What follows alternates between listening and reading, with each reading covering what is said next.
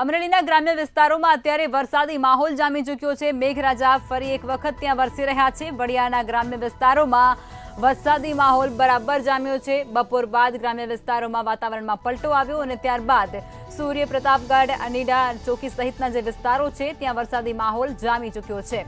અસહ્ય ઉકળાટ અને બફારા બાદ વરસાદ વરસતાની સાથે જ ખેડૂતોમાં પણ ખુશીની લહેર છે તે જોવા મળી રહી છે।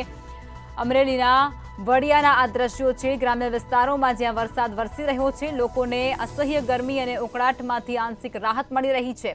જે અંતર્ગત સૂર્ય પ્રતાપગઢ, અનીડા અને ચોકી સહિતના ગામોમાં અસહ્ય ઉકળાટ અને બફારા સાથે જ ગરમી બાદ વાદળછાયો વાતાવરણ છવાયું અને ત્યારબાદ વરસાદ વરસવાનો શરૂ થયો છે।